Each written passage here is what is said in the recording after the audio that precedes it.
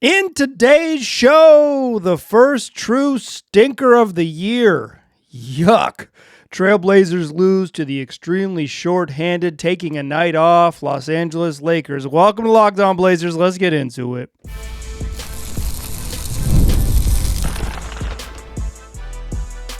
You are Locked On Trailblazers, your daily Portland Trailblazers podcast, part of the Locked On Podcast Network. Your team every day. What's up, world? It's your past first point guard and Trailblazers reporter, Mike Richmond. You're listening to another episode of Locked On Blazers, part of the Locked On Podcast Network, available wherever you get podcasts and also on YouTube. Thanks for making this show your first listen. Coming at you each and every weekday, Monday through Friday. So make it a part of your daily routine. Make it your first listen. Tell your friends to do the same. It's Locked On Blazers, your team every day. In today's program, we're talking about the first true stinker of the season. Yuck.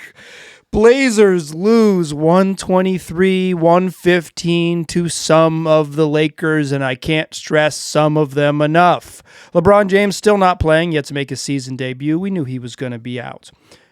But Luka returned maybe a couple games earlier than had been initially projected, played on Friday, played on Sunday, took Monday off.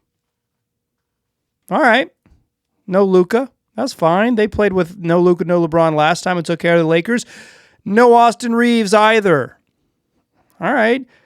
Well, they got Marcus Smart back in the lineup. That won't make much difference. The Blazers should roll.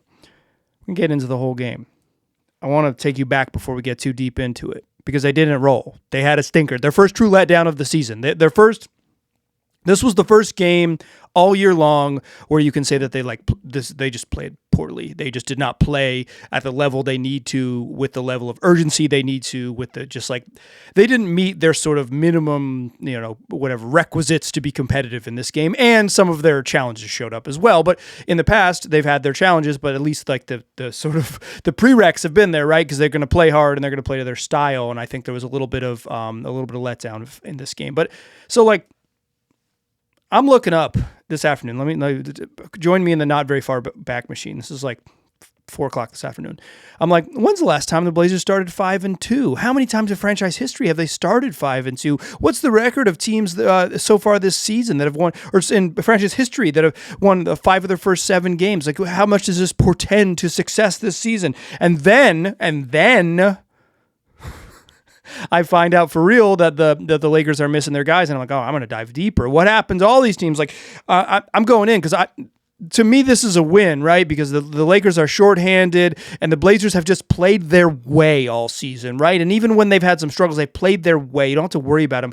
And then the Lakers shot nearly 60% from the floor, and Nick Smith Jr., no middle name, no conscience, no apologies, came in and cooked the Blazers at the end of the game. They lost to Rui, DeAndre Ayton, and Nick Smith Jr. What? Let's get into it. We'll do our fastest recap in the West. We'll talk about why. I don't think this was... There was they shot a lot of bricks in this game, but I think this was much more about their defense than their offense. And then a little injury update.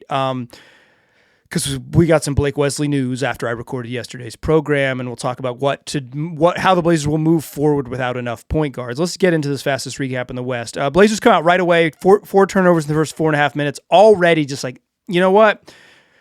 That's not how you want to start a game.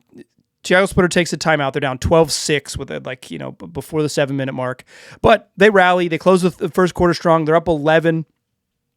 After one, they're in a position to build on that lead, push it, get it to a point where the Lakers are sort of scrambling. They're not a very good offensive team. They don't have their primary ball handlers. Extremely top-heavy roster. We don't even know at this point that Nick Smith Jr. is about to cook, but he's about to get started in the second quarter of having a nice little game. Rui Hachimura had a really nice first half. DeAndre Ayton had a solid first half. He got booed in his return to Portland. And Blazers are just up 1 at halftime. And I think that is the beginning of this being like, man, they should be better than this. Like, they were up, you lose the second quarter by 10. You kind of had a chance to maybe get a double-digit lead, have a little bit of control, but they just they could not put this Laker team away. They could not stop Rui Hachimura from hitting little mid-range jumpers, and the Lakers shot well and all of those things. But the third quarter, it never got right. Like right away. First possession of the second half, Shaedon Sharpe drives, scores at the rim, and I'm thinking like, okay, they've got the message. Like that was such an aggressive move. They totally have they know what they need to do. They need to be more forceful on offense, and they need to bring a little more juice on defense, right? They just haven't been able to. They've not been able to get out and run. Their half-court offense in the first half was a nightmare. Cleveland Glass had them at a 69.8, a very not nice first half. That's your offensive rating in the half-court. They're scoring 0.7 points per possession. League average in the half-court is like in the low 90s, and the Blazers are not quite at 70 for offensive rating. They're just a nightmare, right? They're like cannot score in this game in the first half when they get into half-court possession. So they have to get out and run, and the way you do that is you play with speed on offense, and then you really turn up on the pressure on defense. And it just didn't happen for them in that third quarter. Lakers led by as many as 7. Shaedon Sharpe did have a nice little quarter though. He really struggled in the first half, but he had 14 in the third quarter after a quiet half. But Jrue Holiday just never got going. Through 3 quarters, he had 4 points on 2 of 8 shooting. The Lakers are shooting 67% on twos. Like they're just making everything, and the Blazers find themselves down 4 heading into the fourth quarter. And are you going to make a push? Right? Like you're only down 4. You're right in this game. This is a chance, like as poorly as the Blazers have played to that point, it doesn't matter. When you hit the fourth quarter in this type of game, right, when it's Rui and DeAndre Ayton and Marcus Smart and Dick LaRavia and Nick Smith Jr. and Bronny, I thought Bronny had a really good game. He played really well. The sort of driving and playmaking was really good for him. When Bronny is playing particularly well, and it's just like, when you don't have a chance anymore at style points. You have sacrificed style points. You are not going to win this game going away. You're not going to stunt on the Lakers. You're not going to even feel good about this game, but you can win, and then you'll forget about it. That's like the beauty of the NBA. You just you get a dub, and you move on, and you play a million other games, and then like when we get to March, you'll be like, you won't remember an early November game against the Lakers with no Luka, no Austin Reaves, and no LeBron. You just keep on rolling because you got the win, and those wins matter, and especially for the Blazers, who are probably going to be in a dogfight for postseason positioning if they can get there. These are the type of games that you can't give away. And down 4 heading into the fourth, you've got a chance, and they never get the lead. They never tie it. They trailed by as many as 14. And Nick Smith Jr. cooked them at the end of the game. A huge 3 to put them up 9 with just over 3 minutes, and then they came back down after the Blazers don't score, and he hits another 3-piece sayonara. Nicholas Smith Jr., no middle name, no conscience, no apologies. The Lakers win 123-115. That's your fastest recap in the West. Denny tried to do a lot in that fourth quarter, bring the Blazers back. He's kind of the only one who had any juice in the half court to score. He did his thing. He had 19 in the second half and 13 in that fourth quarter, but finished with 33. Shaedon Sharpe, really nice second half. He finished with 23. Jeremy had 18 off the bench, but not enough from Jrue Holiday. 9 of 4 of 11. Toumani Camara 3 of 11 from 3. They need him to shoot better, right? They need him. He was a good shooter last year. They need him to shoot better. I don't really. I'll talk about this in the second segment, but I don't mind the volume necessarily. I don't think those are bad shots, but they at some point you got to figure something out. Nick Smith Jr. had 25 freaking points on 10 of 15 shooting, had 6 assists. DeAndre Ayton got booed and then dropped 29 and 10 on the Blazers. If there's ever been a sassy front runner in this league, it's DeAndre Ayton, but he was sassy and he was front running, and that's a 29 and 10 game. Rui Hachimura 28, 18 in the first half, just made everything early, and then that got him there. Let's go to the second segment because the Blazers shot 9 of 40 from 3. 31 missed 3-pointers. It felt like it too. They were missing bricks, and it can feel like they are settling or they are accepting or they're doing all these things, right? This game to me was about the defense. Let's talk about that in the second segment. Join me there, won't you? First, though, let's talk game time. There's nothing better than being in the arena, even if the Blazers are kind of getting stomped out by Nick Smith Jr., no middle name. It's still fun to be in the building, and Game Time can get you in the building because the Blazers got more games coming up this week. But between waiting in queues and surprise fees at checkout, it's easy to get frustrated when all you want to do is get in the building and watch your favorite team. And that's where Game Time comes in, the app that gives fans the advantage. It's the ultimate life hack for scoring amazing NBA tickets fast, easy, and stress-free. You can see your view from your seat right away, 360 view before you even purchase.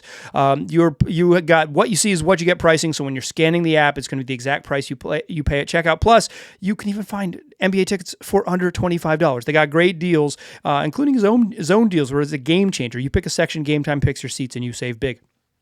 Take the guesswork out of buying NBA tickets with Game Time. Download the Game Time app, create an account, and use the code LOCKEDONNBA. Get $20 off your first purchase. Terms apply. That's code LOCKEDONNBA for $20 off. Swipe, tap, ticket, go.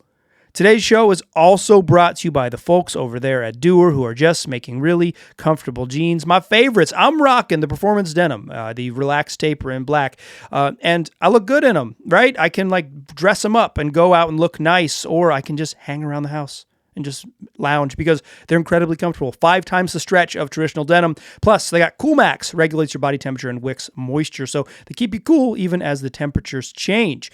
Doer combines the classic jeanswear style with the kind of comfort and performance you get from athletic wear. It's the best of both worlds. They're the pioneers of blending technical innovation with everyday clothing. They invented the original performance denim. Simply put, Doer makes the world's most comfortable pants without having to sacrifice style. Once you try these, they'll be your go-to. And you can check out Doer at their store right here in Portland. It's open and ready for you on 23rd, 820 Northwest 23rd Avenue. Pick up a pair for yourself or as an amazing holiday gift. Mention my promo code in-store, Locked On Portland, to get 15% off your first order, or check them out online at shopdoer.com/LockedOnPortland for 15% off. That's shopdoer.com/LockedOnPortland. All right. So I think the bricks stand out in this game. The Blazers shot bricks. I mentioned that their half-court offense just stunk in the first half. Absolutely did. It was no good, right? It was no good. That's kind of been their thing, though. I don't think they're ever going to be a team that scores well in the half court this season. They just don't have the pieces for it, right? As good and as sort of heroic as Denny was. Denny got one brutal charge call. He got 2 charge calls that are a little dicey. One that they challenged on Marcus Smart. That live it looked like absolutely a foul, and they challenged it, and I thought, it's not a foul. And then the challenge was upheld. And then he had another one in the second half where he just ran through Jake LaRavia, and live I thought, okay, yeah, he that's and one, that's a rough call. They showed it again. He maybe elbowed him in the face, but that's emblematic of kind of what was happening. Denny Avdia was taking it upon himself to say, nobody else has got it. I'm going to put my head down and get to the rim, right? Nobody else can get there. The Blazers have been reliant on Drew Holiday to be a big part of their offensive arsenal, and he was not very good in this game. He wasn't very good at shooting-wise on offense against Denver, but I thought he played a pretty good floor game. They don't have a ton of other options, right? And they're playing this game without Matisse Thybulle, who's out for 4 to 6 weeks, and now without Blake Wesley, who at least provides another ball handler, a little bit of juice. But they're it's not like they're even the injuries. It's not like they're missing someone who's just especially going to come in the game and score, right? They don't have that on the roster. Chris Murray, for all the things that he does well, scoring is not one of them. They need Jeremy Grant to have some monster games. He had a normal game with 18. I thought Rob Williams played well, but doesn't have a lot of individual offense, and he's going to play small minutes. Klingon is always a slug on offense. That's just not his strength, right? And you don't want to just say, hey, players have to play outside of their skill set. They don't have that, right? I think that's going to be a problem. But what they have been up until this point is an excellent defensive team, and a team that is really, really, really good at turning good defensive possessions into transition opportunities, either on steals and forcing turnovers, and the Lakers have been a high turnover team, or running off rebounds. The Blazers on the year, in terms of frequency, according to Clean the Glass, run out about a third of their offensive rebounds. They get into transition off live rebounds 33% of the time. In this game against the Lakers, 9%, right? Some of that is the shot selection. The Lakers are taking a bunch of mid-range jumpers. They're not taking a bunch of threes, and they're not getting all the way to the rim. And you kind of have this like weird floor balance and not long rebounds and guys clogging the paint. And the Lakers, I thought, did a good job of getting back. They only grabbed 8 offensive boards. They said, you know what, we're not going to give up transition opportunities necessarily. And all of that said, I think that the offense was a problem. It was no good. They probably shot too many threes, but they also I just don't think they have you say oh, they got to get some twos. How do they do that, right? They probably need Shaedon Sharpe to play better, but I thought he was fine in the second half. They probably need more from Jrue Holiday, but even at his peak, he wasn't this kind of guy you just threw the ball to and went and got a bucket, right? That's always going to be lacking. Your strengths have to be strong, and their defense was not good enough tonight. It was not good enough. I wouldn't call this a trap game. I think that's maybe that's a semantics argument, and so be it. But what I would call this was a letdown game. It's an emotional letdown. They just did not bring it, particularly in that second quarter and that third quarter, the middle 2 quarters. Second quarter, I think they kind of let the Lakers get a little life. And when you give an NBA team, these are NBA players, even Nick Smith Jr., NBA players. I looked him up on Wikipedia to see if he had a middle name. No, Nick Smith Jr., Nicholas Smith, no middle name, no conscious, no apologies.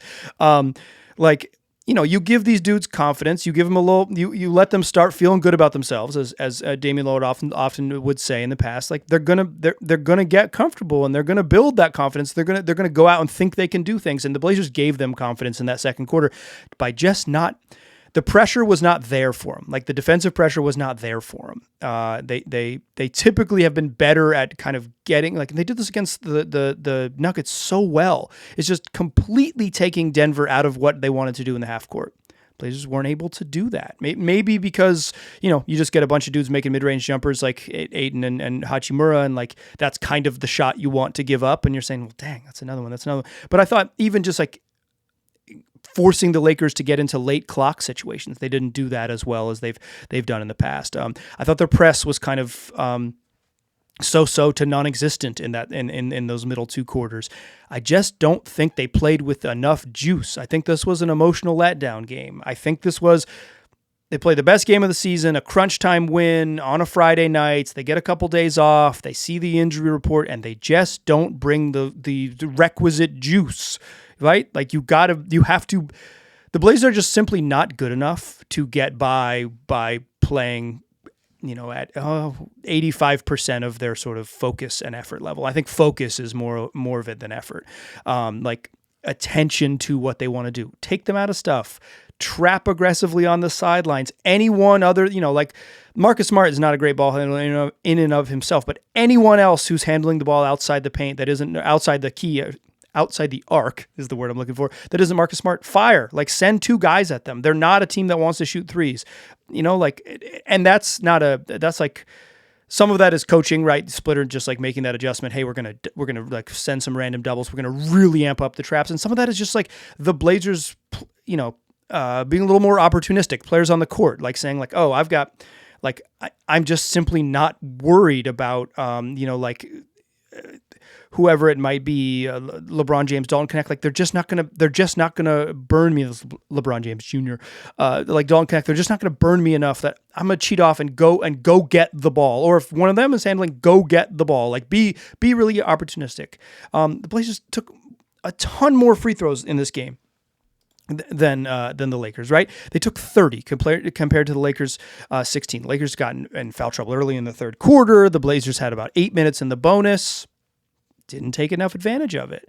That is if there is a point where 3-point shooting is an issue, it's when you're in the bonus.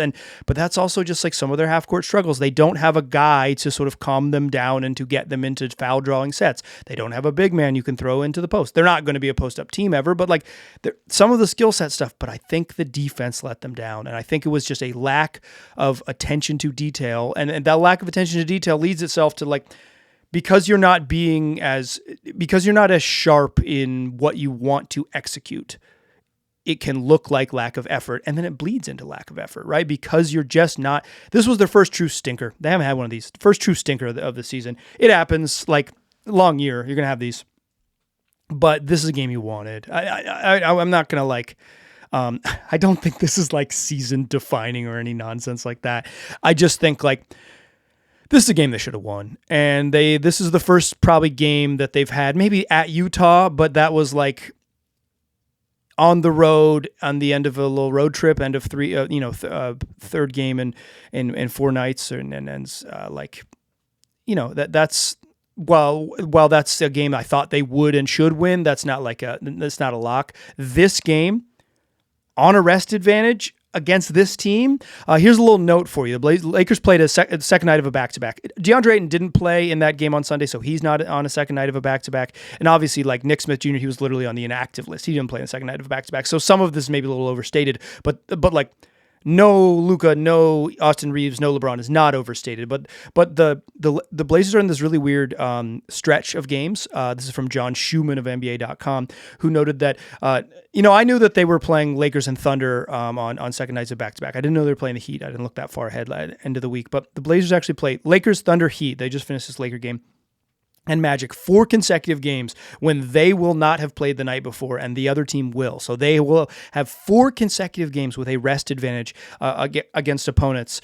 And it's the longest stretch of consecutive rest advantage games that any team has all season long. And they lose the first one against a Laker team that was probably content losing based on who they trotted out there. But then Nick Smith Jr. happened, and DeAndre Ayton happened, and the Blazers stayed small because they needed offense, and they felt like they couldn't score, and DeAndre Ayton ate them alive when they were small, and they just didn't have it. I wish I could transition to something positive, but let's close the show talking about Blake Wesley, who broke his foot. What? This show wasn't supposed to be all bummers, Nick Smith Jr. Why'd you do this to me? Join me in the third segment. We'll I guess I'll just search hard for a silver lining during this ad break. Join me there. First, though, let's talk FanDuel, America's #1 sportsbook and the official sports betting partner of the NBA. While the NBA has returned, FanDuel wants you to get in on the action.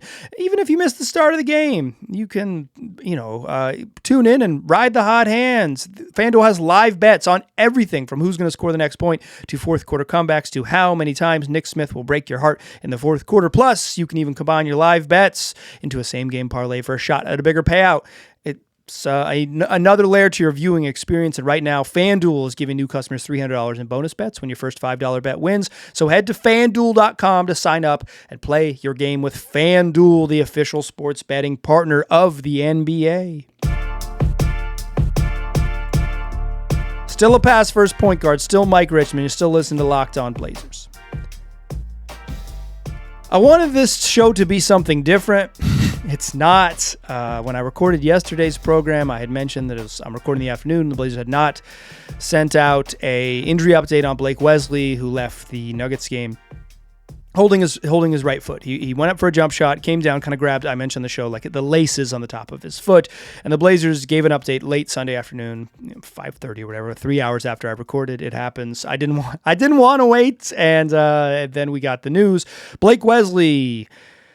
He's got a fracture of the 5th metatarsal base in his right foot, and it's the press release reads, a timeline for return to play will be determined at a later date. They have not announced whether he will get surgery. I assume he will. This is the type of injury you usually get surgery for, but I'm not enough of a doctor to know if this is a requirement or otherwise, and I assume that the timeline would be a better understanding of when he were to get surgery would be make the timeline more clear. My go-to with all of this stuff is Jeff Stotts, who's been operating in street clothes in the better part of maybe 2 decades now, cataloging sports injuries, and particularly in the NBA, although he does other sports. And Jeff says when Obi Toppin sustained a similar injury the fifth metatarsal. That's like in his database, the average lost time for in-season fifth metatarsal fractures in the NBA is roughly 42 games.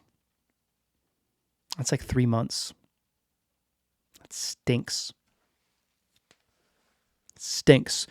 Blake Wesley was imperfect as a backup point guard, but he always brought it, right? You didn't have to worry about him bringing it. And in a game like tonight against the Lakers, when they kind of probably needed someone to come in and like play harder than everyone else and be a tone setter in terms of playing harder than everyone else, a perfect Blake Wesley game. Would he have helped them not shoot 9 of 41 from three? Probably not. But would he have absolutely done what he does and play to his strengths, which is pressure really hard in the backcourt and and just try to be faster, more physical, and more aggressive than everyone on the court? He absolutely would have, because that's what he does. He plays on 100. Like he doesn't have an off switch. And that's like what made him useful as sort of a bench change of pace or just a bench piece in general. They missed that a little bit. I think this was like the exact game where Blake Wesley's sort of juice would have helped, where Blake Wesley's the way that he always competes would have been a wonderful tone setter. And now he's going to miss months. I know that Obi Toppin, since he fractured his fifth metatarsal, has had surgery. And I looked, and the Pacers have not announced a timeline for him either, but I trust Jeff Stotts. Roughly 42 games, so months. We're talking months. Bummer for Wesley, because he was kind of had a little place for where he kind of fit with the Blazers' plans. They're light on point guards. They were light on point guards even with Blake Wesley, right? Because he's not like this. He's not like a true point guard. Like, I think his value comes from the pressure defense more so than it comes from like lead ball handler. But just another dude who can dribble, who can push the pace, who can get them where they need to go. The Blazers played 10 guys in this game, and 9 and 10 off the bench were Sidi Sissoko and Caleb Love. So Ryan Rupert did not play in this game. No Duop Reith, no Young Hansen. Not a surprise. Like, if Rob's going to play, and he is for now, especially on these non-back-to-back games, like they don't need another center. They don't need to play 3 centers necessarily, because they're going to play small ball so much, but they could. And clear Hansen has kind of fallen out of the rotation for now. Reith is always a sort of depth piece, break the glass type of player. And Rupert, had his minutes, had his opportunities, and I guess didn't. They wanted to see something else. I don't think either Sissoko or Love were very good. Love had a sick highlight where he threw a behind the back pass in transition to Chris Murray, but like, I don't think it was very good other than that.